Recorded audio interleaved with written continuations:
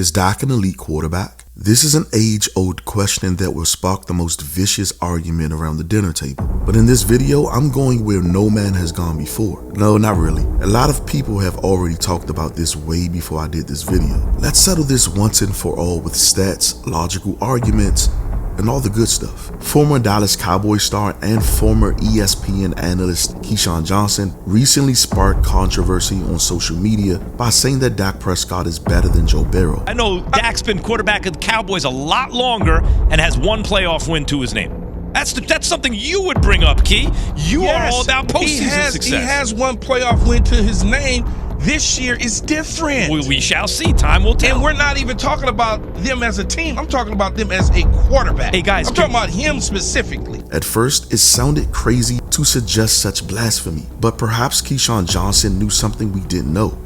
Intrigued by his statement, I decided to conduct my own research on how Burrow and Prescott match up in their careers thus far, and here we are. To be clear, it's completely unfair to compare Joe Burrow's 3 seasons to Dak Prescott's 6 healthy seasons, not to mention his entire 7-year career in the league.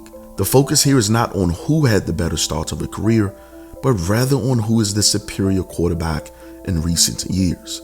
I think to properly evaluate this, we must assess Burrow's statistics since he entered the league and compare them to Prescott's numbers during that same period. I believe that evaluating only one season is insufficient to make a critical analysis of a quarterback's overall talent, especially if they have been in the league for longer than the season being evaluated. Like I said earlier, instead of doing one season, I'll be focusing on 2 or 3 seasons to determine who had the better performance overall. I also think that it's fair to substitute Dak's 2020 season with his 2019 season, as he practically missed his entire 2020 season. Fair enough? Okay, let's get started. As you can see, Joe Burrow has played 42 games since he entered the league. Meanwhile, Dak has played in 44 games across the 2019, 2021, and 2022 seasons. Therefore, because I'm a fair kind of guy, I am going to subtract 2 of Dak Prescott's games to even out the number of games played. So if I evaluate all of the stats from each quarterback in these 42 games with almost the same amount of attempts, what quarterback will have the better numbers? Dak Prescott in 42 games has 1,508 attempts, 87 touchdowns, 11,801 passing yards, 34 interceptions, averaged a 68 completion percentage, and had a 7.89 YA. Joe Burrow in 42 games has 1,530 attempts, averaged 68.24 completion percentage, had 11,774 passing yards, 82 passing touchdowns, 31 interceptions, and averaged a 100.4 passing rate, and had a 7.70 YA. Even though Joe Burrow had more passing attempts in his 3 seasons, and I took away 2 games from Dak's seasons to make it fair, Dak still beats Burrow in touchdowns and passing yards. They threw almost identical interceptions, had almost identical completion percentages, had about the same passer rate. If you look at the YA numbers of yards attempt, Dak is the more explosive passer. I mean, I don't know, like he won a playoff game against Russell Wilson back when Russell Wilson was good, right? He went toe-to-toe with Aaron Rodgers his rookie year. I think he's been injured a couple times that probably affected his progression here. With the ankle, then he came back, and then he had the hand injury. If you were to ask the typical football fan to compare Josh Allen to Dak Prescott, they probably would laugh at you. Josh Allen is widely regarded as an elite quarterback, while Prescott is considered to be more of an average quarterback. However, let's take a closer look at the numbers before jumping to conclusions.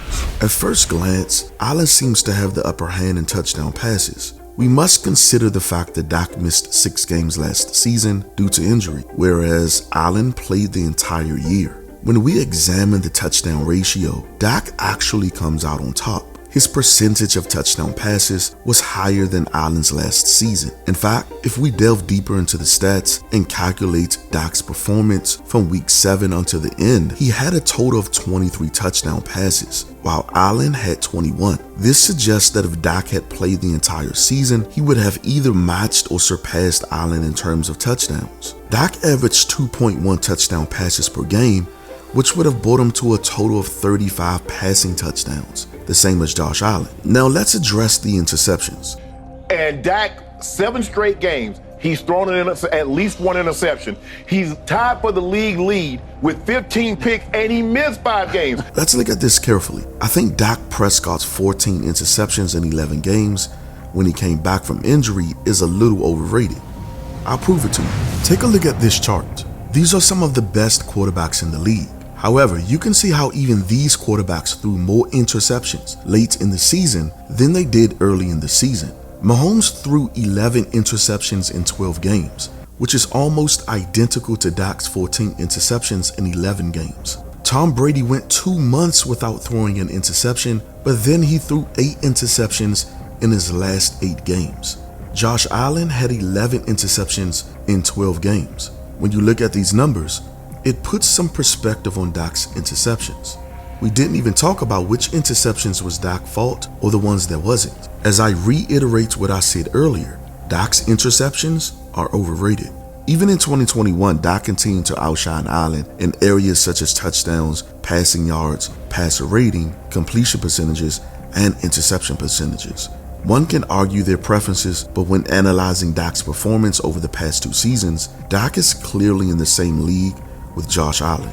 Are you more confident in Dak Prescott or Justin Herbert this weekend? I, Celis, am more confident in Justin Herbert by a long stretch. I feel like you're not giving Dak Prescott the flowers that he so deserves. When I think about Dak Prescott coming off a 400-yard game, he's had 8 400-yard games since in his first 6 seasons, only behind Dan Marino, who had 9.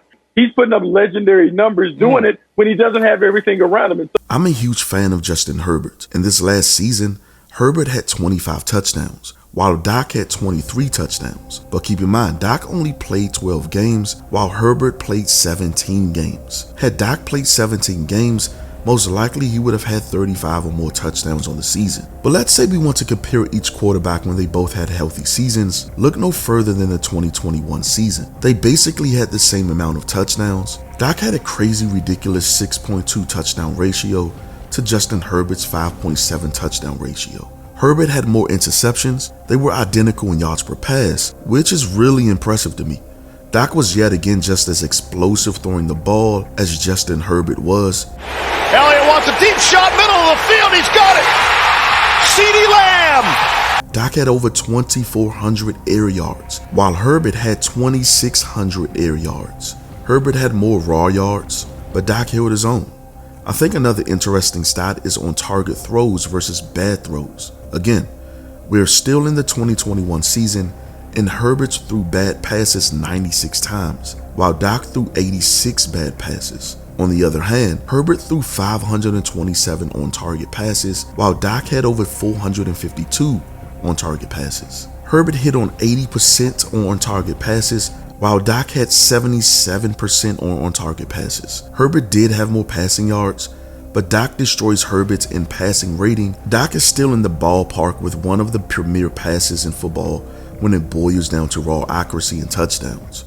I hear someone screaming over the internet, but what has Dak done in the postseason? At least Burrow took his team to the Super Bowl. People often move the goalposts when it comes to Dak.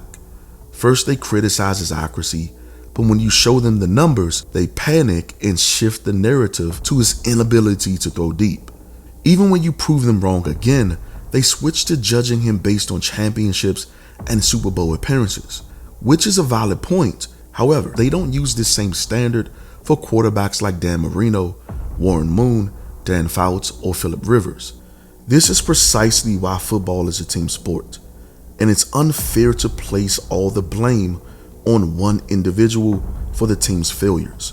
Meredith still hasn't found his passing touch and runs his string of incompletions to 7. There are various factors and circumstances at play. While he certainly has his flaws, I want to make it clear that I am not someone who blindly defends him. There is no denying that Dak has made some terrible turnovers, especially in these recent seasons. Sometimes he plays like an all-time great quarterback, other times he plays elite, while other times he plays like a 4th-round quarterback. But we could say the same thing for the majority of quarterbacks in the league. Everyone else has inconsistent years from time to time.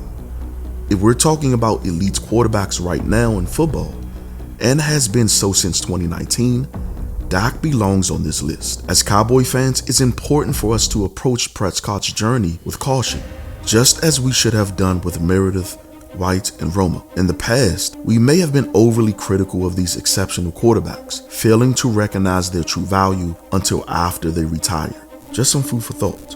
Until next time, make sure to like and subscribe. And as always, thanks for watching.